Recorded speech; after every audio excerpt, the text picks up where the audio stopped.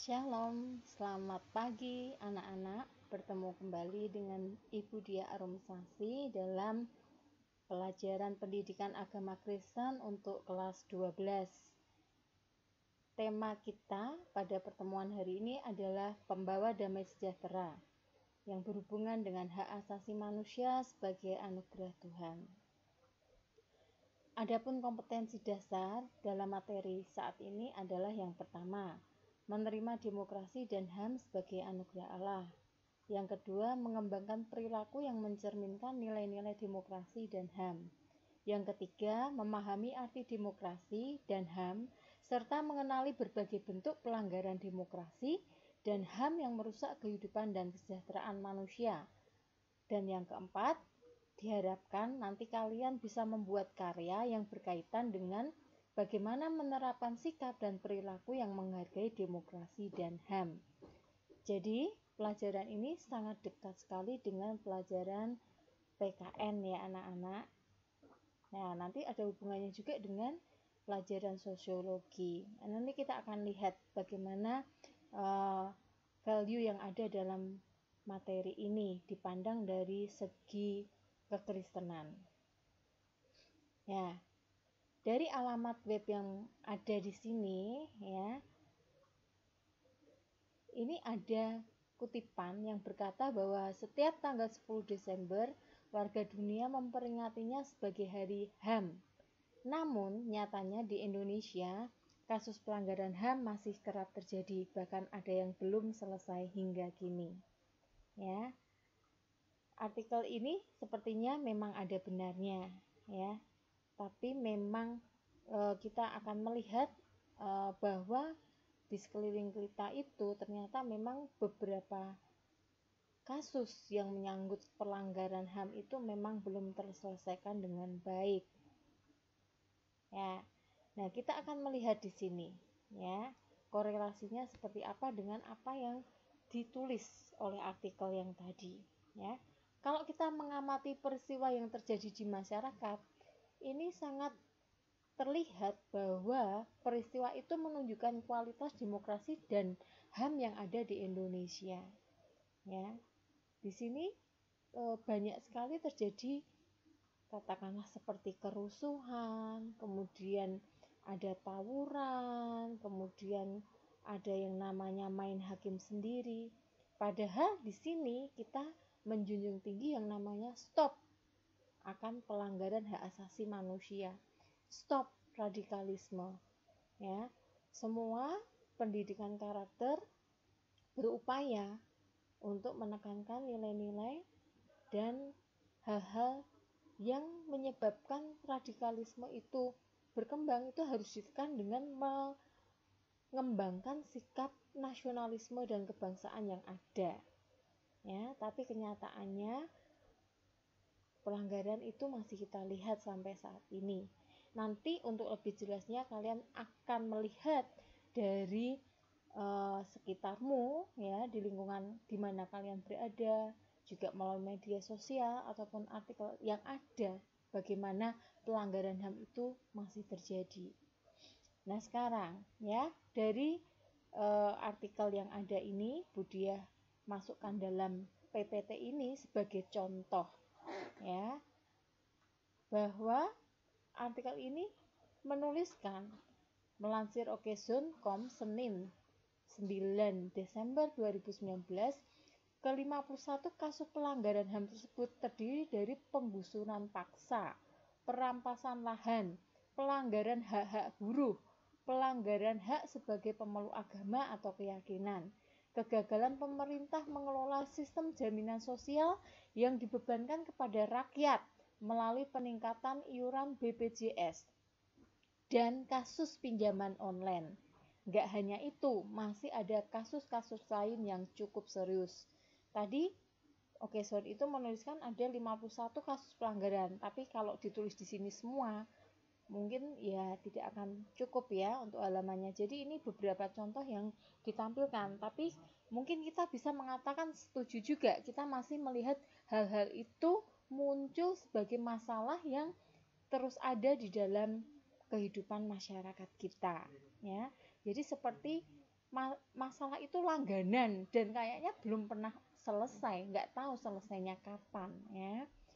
Oke, kemudian yang dituliskan oleh artikel tadi ini memberikan contoh lagi sebuah fakta bahwa beberapa kasus yang terjadi di tahun-tahun sebelumnya pun masih belum selesai atau belum terungkap atau masih dalam proses seperti itu ya. Nah, di sini contohnya adalah tragedi 1965 sampai 1966 yaitu mengenai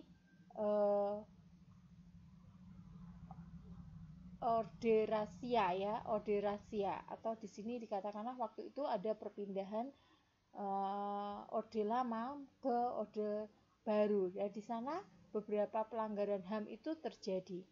Ya, nanti kalian bisa baca lebih lengkapnya seperti apa. Ya, tapi di sini dikatakan bahwa akibatnya Komnas HAM balik menuding Komando Operasi Pemulihan Keamanan dan semua panglima militer daerah yang menjabat sebagai pihak yang bertanggung jawab. Sayangnya pada tahun 2013 Kejaksaan mengembalikan berkas ke Komnas HAM dengan alasan data kurang lengkap. Coba kalian bayangkan, itu tahun 1965 sampai dengan 2013. Dihitung sendiri ya anak-anak berapa tahun. Nah, kemudian kasus kedua yang ditulis dalam Okezone tadi, ada penembakan misterius Petrus yang terjadi di tahun 1982 atau 1985. Ya, di sini banyak orang tewas. Ya, saya nggak tahu kalian kelahiran tahun berapa. Mungkin kalian hanya melihatnya ini sebagai cerita atau artikel yang kamu baca, ya seperti itu. Tapi di sini sebagai pengetahuan bagian dari sejarah yang perlu kalian ketahui saja bahwa di Indonesia pernah terjadi yang namanya seperti ini ya. Apapun alasannya atau apapun dibalik peristiwa itu, tetapi di sana ada yang namanya pelanggaran terhadap hak asasi manusia ya. Kemudian yang berikutnya ada tragedi Semanggi dan kerusuhan Mei pada tahun 95. Ya, ini sudah cukup bisa kita lihat ya betapa pelanggaran HAM itu terjadi ya karena kita melihat kerusuhan besar ya di seluruh sudut tanah air terutama kota Jakarta dan sekitarnya. Ya, ini mengerikan sekali tahun 98 itu. Karena kerusuhan ini mengakibatkan ribuan orang tewas, ratusan wanita menjadi korban perkosaan dan tertembaknya sejumlah mahasiswa peserta demonstrasi. Nah, seperti ini yang terjadi ya. Dan ini juga bukan hanya kita melihat HAM saja ya kejadian pada saat itu, tetapi pada saat itu kondisi Indonesia pun mengalami keterpurukan dalam bidang ekonomi ya, itu tahun 1998. Nah, kemudian di sini ya yang kasus berikutnya mengenai terbunuhnya Munir ya. Ini terjadi 7 September 2004 ya. Di sini memang dia terbunuh ya. Dia termasuk orang yang membela para aktivis yang menjadi korban penculikan tim mawar dari Komando Pasukan Khusus Tentara Nasional Indonesia.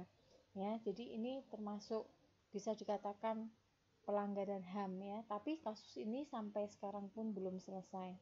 Kemudian di sini ada tragedi Wamena 4 April 2003 ya.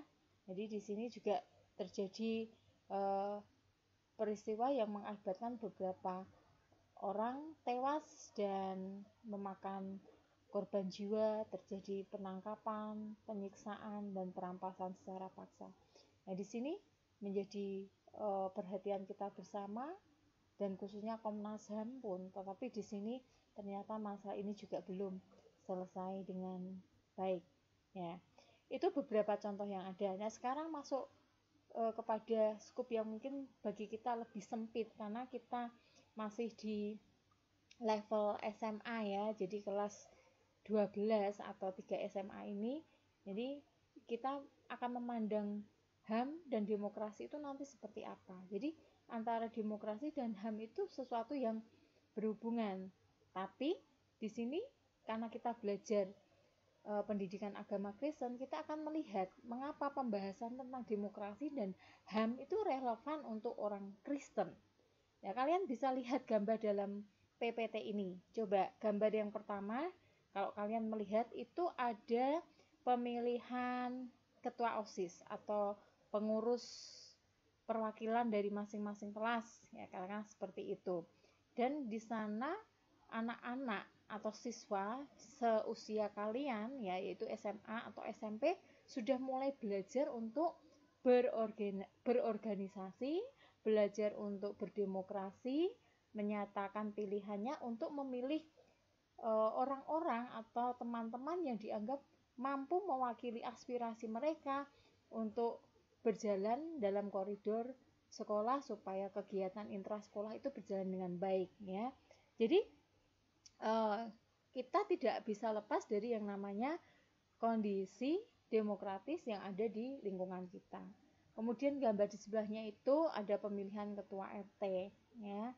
Kemudian nanti lebih tinggi lagi, ya, itu ada namanya pemilihan presiden, wakil presiden, ya. Semuanya ini menunjukkan bahwa seseorang yang kita pilih, ya, untuk membawa aspirasi kita itu benar-benar berada dalam kondisi yang memang kita usahakan berada dalam jalur demokrasi yang tepat, sehingga pilihan itu akan membawa dampak bagi tercapainya tujuan, katakanlah tujuan kesiswaan, ya, tujuan kemasyarakatan di lingkungan RT dan tujuan negara itu tercapai dengan baik, ya, karena adanya demokrasi yang baik pula.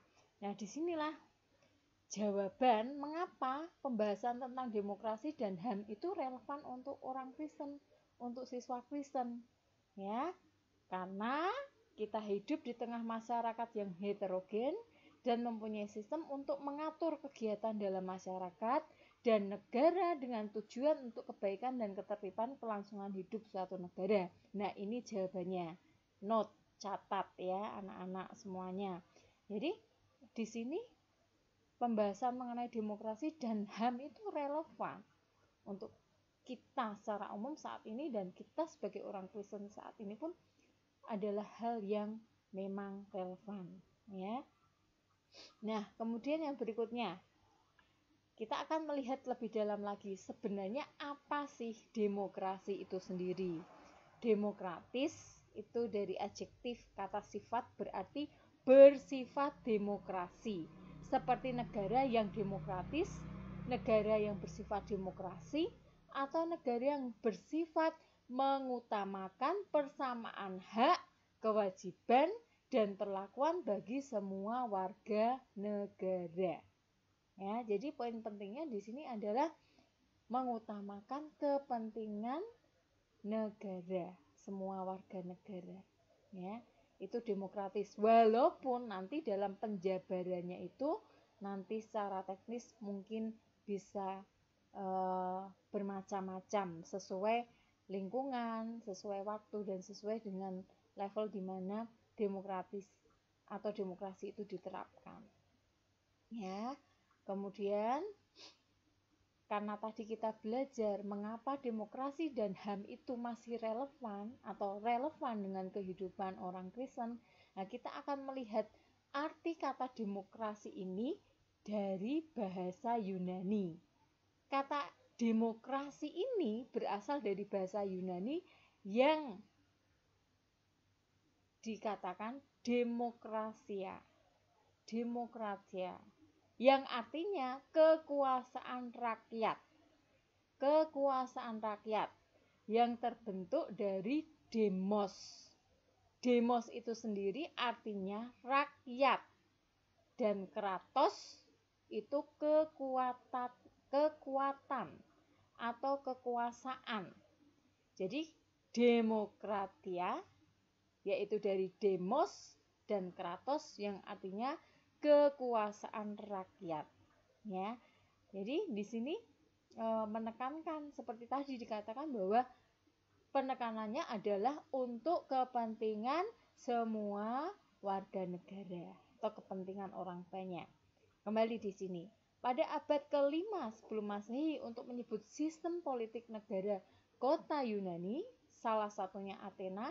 Kata ini merupakan antonim dari aristokrasi atau kekuasaan elit. Secara teoritis, kedua definisi tersebut saling bertentangan, namun kenyataannya sudah tidak jelas lagi. Ya, jadi ini poin pentingnya ya. Jadi mengenai demokrasi itu ya dari kata demos dan kratos yang artinya demokrasi, kekuasaan rakyat. Yang berikutnya ya, masih berhubungan dengan mengapa pembahasan tentang demokrasi dan HAM relevan untuk orang Kristen. Nah, kita akan melihat secara konteks Alkitabnya. Ya, demokrasi dan HAM ya, itu relevan untuk orang Kristen karena demokrasi itu sudah diterapkan pada zaman ya rasul-rasul yang tertulis di dalam Alkitab. Nah, kita akan melihat beberapa contoh di sini yang terkait dengan demokrasi dan Alkitab. Yang pertama adalah membaca tentang pemilihan Matias dan Stefanus dalam Kisah Para Rasul. Bahwa demi kesejahteraan orang banyak, ada orang-orang yang dipilih dengan persetujuan orang banyak juga. Dan Matias serta Stefanus bekerja dengan baik karena sangat bertanggung jawab untuk tugas dan pelayanannya dan menemukan prinsip demokrasi. Nah, inilah kenapa demokrasi dan HAM relevan untuk orang Kristen ya, karena pada masa rasul-rasul itu pun sudah terjadi yang namanya demokrasi ketika hendak memilih orang-orang melalui persetujuan bersama demi kebaikan dan tanggung jawab di dalam pelayanan ya, sehingga ketika kita tarik sampai hari ini bahwa demokrasi itu diterapkan luar biasa ya, relevansinya itu masih terkait sekali. Nah, ini tentang Matius dan Stefanus. Yang berikutnya ya, Matias. Siapakah Matias itu? Matias adalah salah seorang dari 12 rasul yang merupakan murid Yesus. Ia dipilih menjadi rasul yang menggantikan Yudas Iskariot yang mengkhianati Yesus. Ketika Yudas mati bunuh diri, para rasul bersepakat untuk memilih orang untuk mengisi tempat Yudas sebagai rasul. Syaratnya adalah orang itu haruslah menjadi pengikut Yesus sejak baptisan Yesus sehingga menyaksikan kebangkitan Yesus. Ya, jadi ini tertulis dalam sumbernya di Wikipedia, Budiah tuliskan di sana ya. Nah, tetapi garis besarnya di sini adalah ketika Matias itu akan dipilih menjadi rasul menggantikan Yudas, ternyata demokrasi itu sudah diterapkan ya. Demokrasi pada masa itu sudah diterapkan ya, karena terjadi yang namanya kesepakatan dari para rasul-rasul itu untuk memilih orang supaya mengisi tempat Yudas sebagai rasul ya. Pemilihan itu ya detailnya memang tidak kita ketahui di sini atau saya tidak bisa memaparkan secara langsung atau secara jelas, tapi di sini ya kita melihat bahwa untuk memilih orang pun ya sebagai rasul apalagi itu memiliki syarat-syarat tertentu. Ya, jelas ya anak-anak. Jadi bagaimana demokrasi itu relevan dengan kehidupan kita sebagai orang Kristen. Ya, ini mengenai Matias ya. Masih tentang Matias. Kemudian ada 2 orang yang memenuhi syarat tersebut, Matias dan Justus yang disebut Barsabas.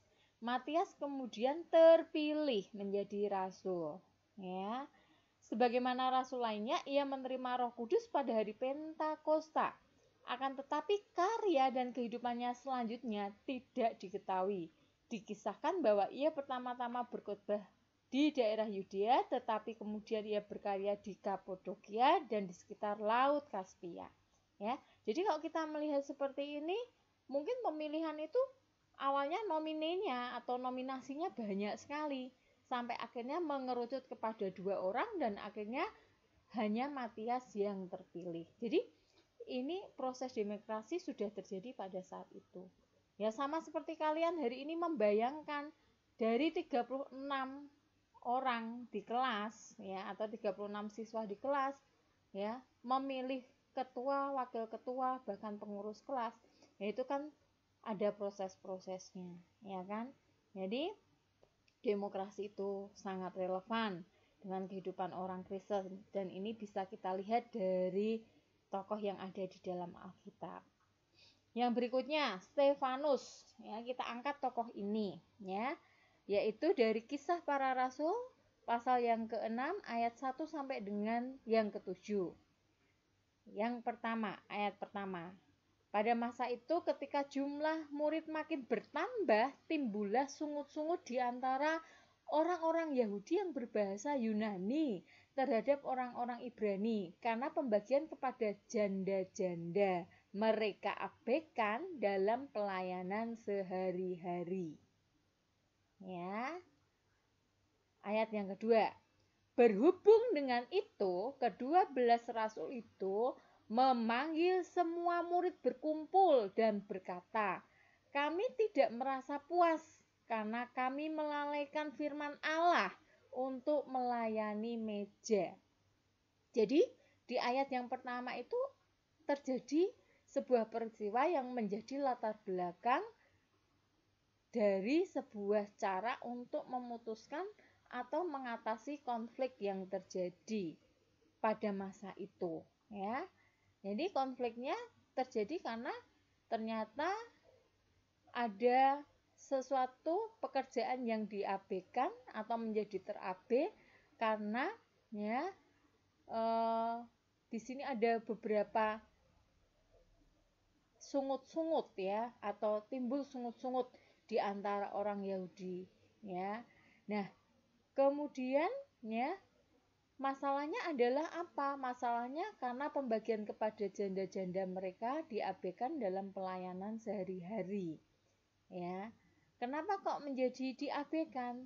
Karena di sini ada satu hal lagi ya, ketidakpuasan karena justru melalaikan firman Allah untuk melayani meja itu ya. Jadi di sini kalau kita melihat ada hal yang membuat tidak fokus yang harusnya ke-12 rasul itu fokus untuk melayani meja ya pemberitaan firman Allah, tetapi justru itu tidak fokus karena ada pekerjaan lain yang terkait dengan pembagian kepada janda-janda ya.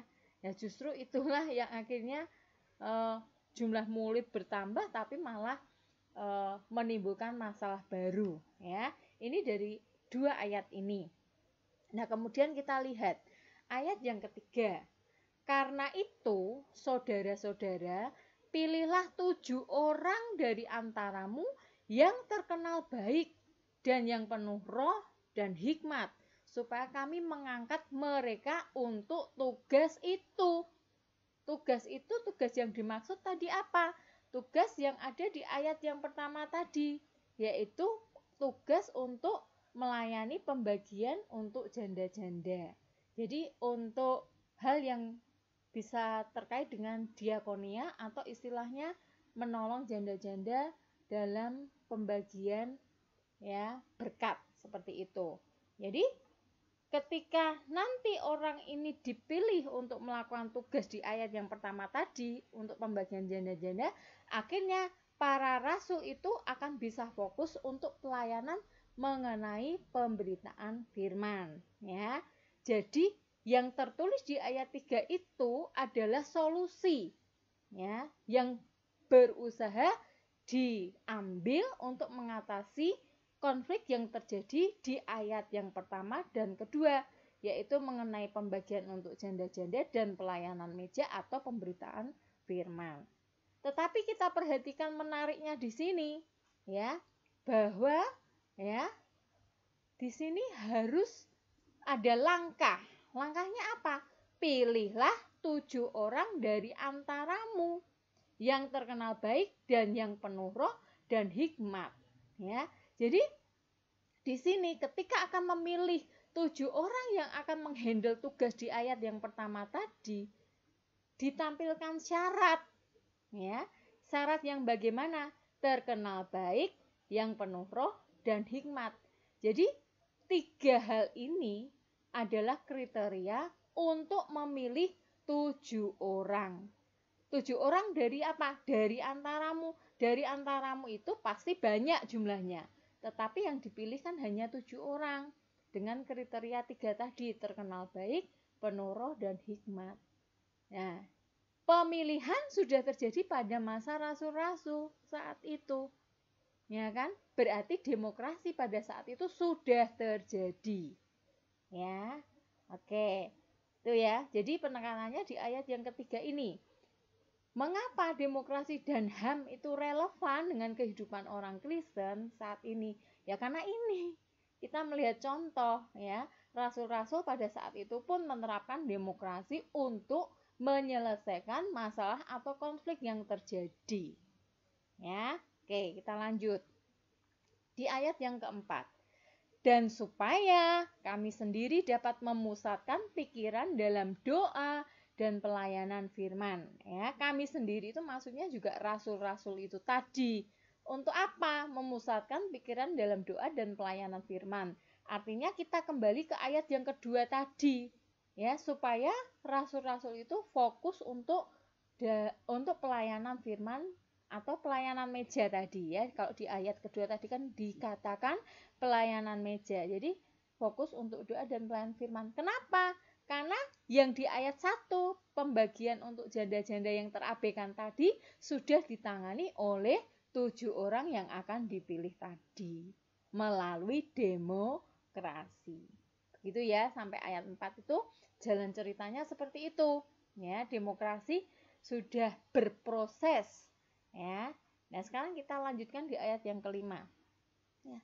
Usul itu diterima baik oleh seluruh jemaat. Ya.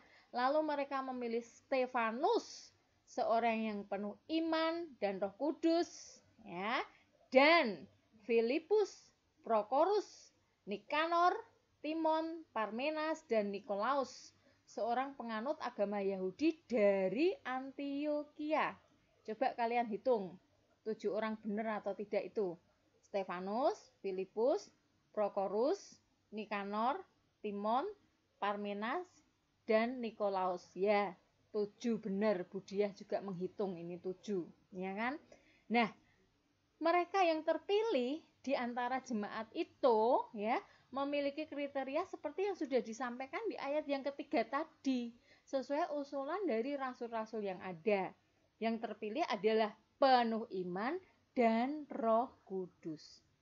Nah, ketika kita memperhatikan ayat 5-nya itu, betul-betul kita bisa melihat bahwa demokrasi itu benar-benar terjadi pada masa rasul-rasul saat itu.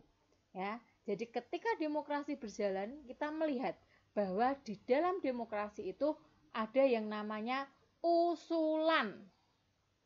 Ya, itu ada kata usul itu diterima baik. Ya, di sini ada kata-kata oleh seluruh jemaat. Ya, artinya bahwa keputusan itu diambil bukan perorangan, tetapi diambil untuk kepentingan bersama. Ya, seluruh jemaat katakanlah di situ. Ya, nah hari ini sebenarnya dari ayat-ayat ini saja kita bisa melihat bahwa kita sudah mempelajari yang namanya demokrasi. Mengenai memilih seseorang. Mengenai bagaimana untuk kepentingan bersama itu bisa berjalan dengan baik ya melalui proses demokrasi. Nah, kemudian di sini ada juga yang terkait dengan usul. Ya. Kita belajar di sini ya. Sering tidak kita sadari dalam kehidupan sehari-hari. Mungkin kalian lah di kelas ya.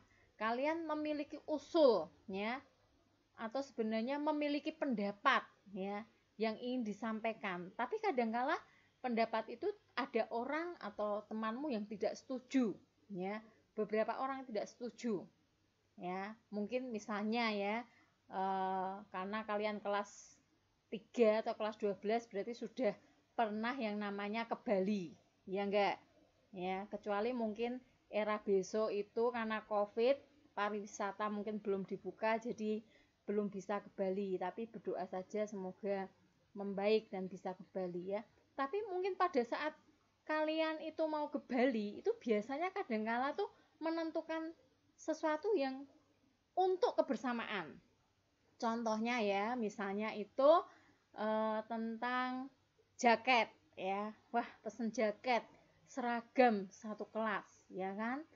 Kemudian sudah mau pesen jaket itu saja, mungkin kalian juga akan berpikir ada yang pengen warnanya merah, ada yang pengen warnanya hitam, biru dan sebagainya. Nah, perbedaan pendapat itu wajar terjadi dalam satu kelas, tapi kemudian kalian itu berproses untuk menentukan jaket yang paling tepat, yang enak dan nyaman dipakai oleh setiap penghuni kelas itu, ya kan, menjadi persetujuan bersama ya, bukan hanya enak dan nyaman tapi benar-benar hasil persetujuan bersama. Nah, di sini kita melihat ya, sesuai yang ada di ayat yang 5 ya.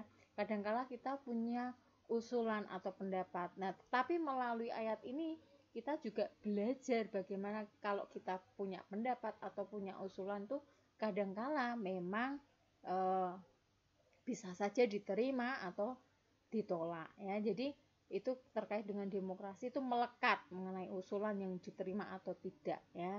Nah, jadi kita belajar dari ayat ini. Dan ayat yang ke-6, mereka itu dihadapkan kepada rasul-rasul, lalu rasul-rasul itu pun berdoa dan meletakkan tangan di atas mereka. Jadi hasil pemilihan itu yang merupakan kesepakatan bersama diterima ya, dihadapkan kepada rasul-rasul, lalu rasul-rasul itu berdoa dan meletakkan tangan di atas mereka. Artinya tumpang tangan ya, penumpangan tangan ya toh. Nah, supaya mereka benar-benar setelah itu akan bekerja melakukan pelayanannya seperti harapan yang ada ya, sehingga konflik yang terjadi atau masalah yang terjadi di ayat 1 itu selesai ya dengan adanya finishing seperti ini ya.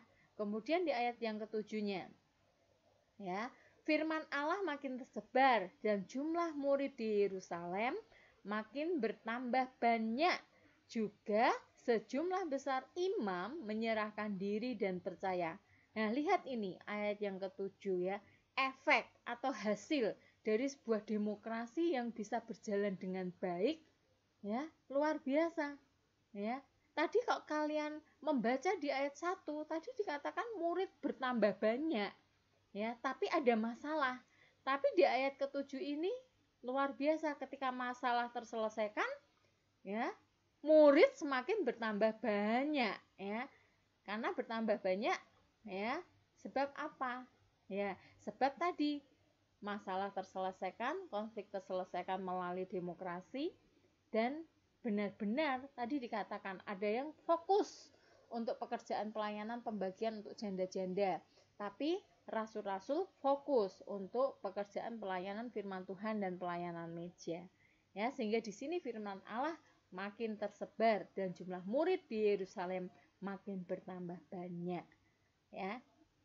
Jadi demokrasi yang bisa berlangsung dengan baik pada masa rasul-rasul itu ya, memberikan hasil dan dampak yang sangat luar biasa ya. Pasti Allah berkenan ya dengan keadaan yang seperti ini ya.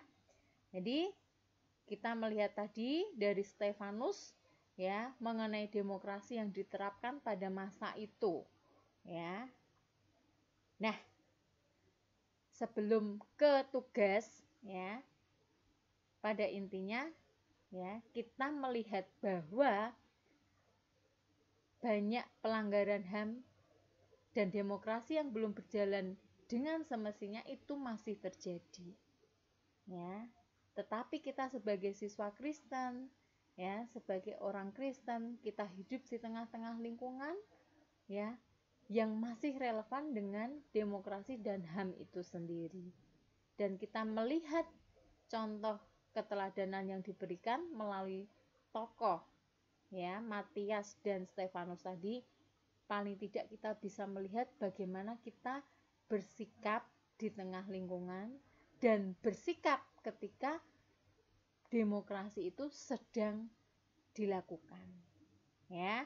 Jadi kita akan bersama-sama ya melihat dan terus mendoakan bangsa negara kita ini supaya tetap bersatu, NKRI harga mati ya kan, karena bangsa negara kita ini adalah beban kita, beban doa kita ya, sehingga kita perlu berdoa untuk bangsa negara kita, untuk kesejahteraannya, untuk para pemimpin negaranya dari tingkat yang tertinggi sampai nanti yang terendah, dan kita pun bisa terus belajar untuk menerapkan demokrasi ini secara baik dimanapun kita berada, mulai dari lingkungan yang mungkin lingkupnya kecil, yaitu berada di kelas atau di sekolah ya. Kiranya materi ini bisa menjadi bekal kalian ketika kalian semakin dewasa dan nanti masuk dalam lingkungan masyarakat yang lebih luas ya, kalian bisa menerapkan hal-hal yang terkait dengan firman Tuhan yang sudah memang benar-benar kalian mengerti mengenai demokrasi ini tadi. Nah, untuk tugasnya ya, di sini kalian bisa kerjakan, kemudian ditulis tangan, difoto, kemudian di PDF-kan dan di-upload di Camilo di room kelas kalian ya. Room kelas 10 Pendidikan Agama Kristen Pengampunya Saya. Untuk hal-hal yang kiranya belum kalian pahami, nanti kalian bisa berhubungan atau kontak dengan saya melalui WA Japri atau bisa kalian tanyakan di grup. Terima kasih, materi ini kiranya menjadi bekal buat kalian. Kalian bisa tambahkan melalui membaca buku paket, membaca artikel-artikel, mendengarkan berita yang update untuk sekarang ini mengenai Indonesia dan demokrasi serta HAM yang terjadi di dalamnya, sehingga kalian kaya akan pengetahuan dan menjadi orang muda, remaja yang peka terhadap kondisi dan keadaan lingkungan yang ada di sekitar kalian, khususnya di Indonesia. Jangan lupa terus berdoa untuk Indonesia, terus berdoa untuk COVID yang sedang terjadi saat ini. Berdoa untuk setiap pemangku kebijakan supaya bisa memutuskan secara bijaksana untuk kepentingan seluruh rakyat Indonesia. Tuhan Yesus memberkati. Amin.